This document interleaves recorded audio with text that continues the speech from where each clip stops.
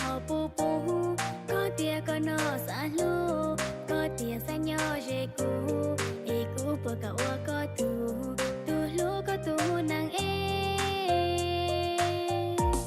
วีก็สัญญาเจเจวีก็สะตัวกูเตสาวะก็ตูพลายเอตัวเตอุโมเกเอสุยาก็ยอปูกู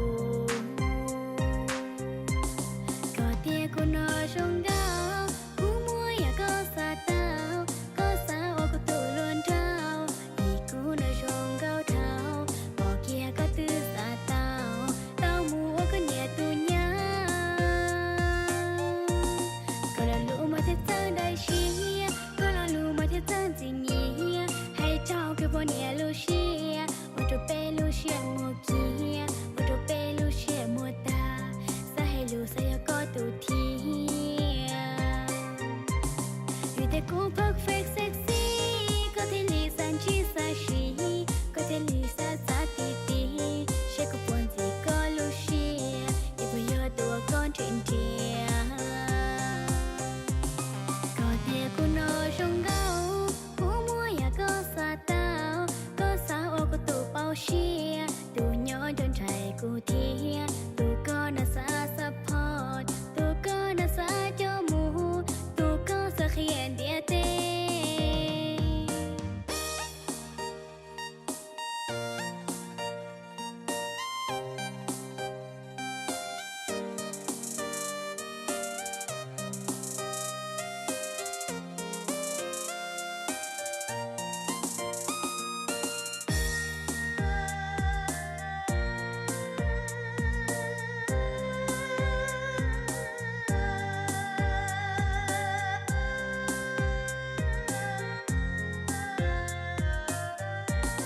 ก็ละรู้มาที่เจ้าได้เชียก็ละรู้มาที่เจ้าจริงเงียให้เจ้าคือบ่เนี่ยลูเชียว่าจะเป็นลูเชียมัวเกียว่าจะเป็นลูเชียมัวตา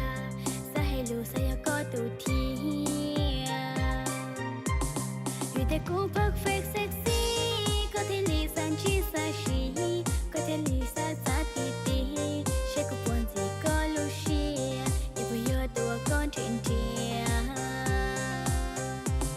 ก็เตียกูนอชงเกา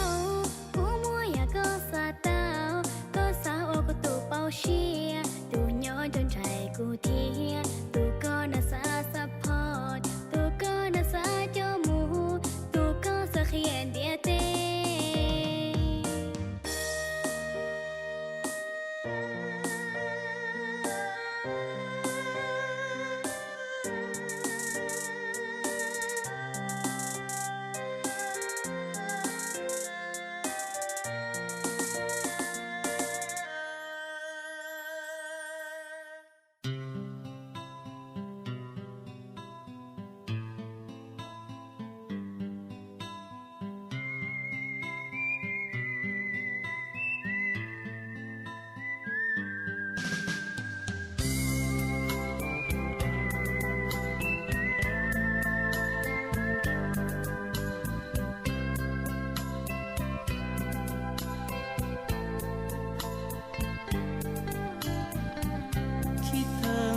สวรรค์นั้น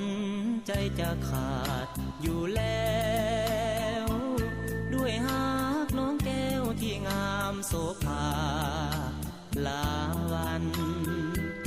ดังหนึ่งนางฟ้าลงสู่ดินเหมือนว่าพระอินทร์นั้นลงมาปั้นให้อายนอนฝันถึงน้องหัวใจอายนี้แม้นมีทางถอดออกได้อายขอถอดไว้ให้นวลน้องนางครอบครองจะอยู่ขอบฟ้าทินแดนใดถึงจะแสนไกลอายก็จะต้องกลับมาหาน้องจากวันสายน้ำของไหลหลังเปียกไปก็เหมือนดังน้ำใจอายไหลมานั้นขอให้น้อง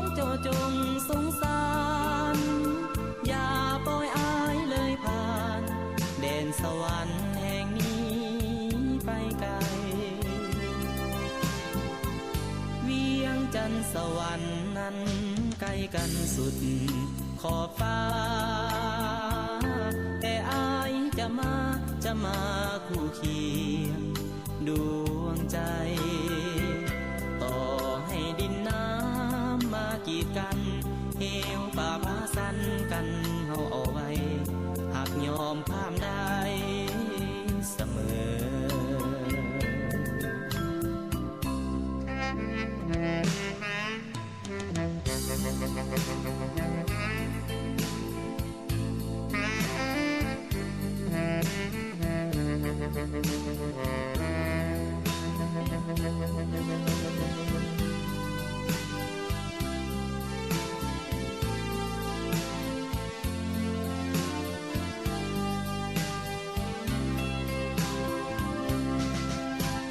สา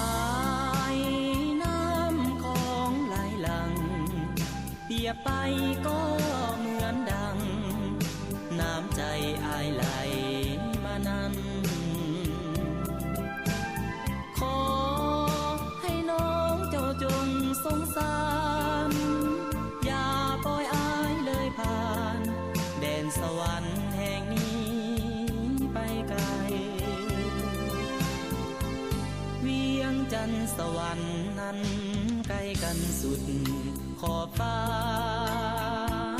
แต่อายจะมาคู่เคียงดวงใจ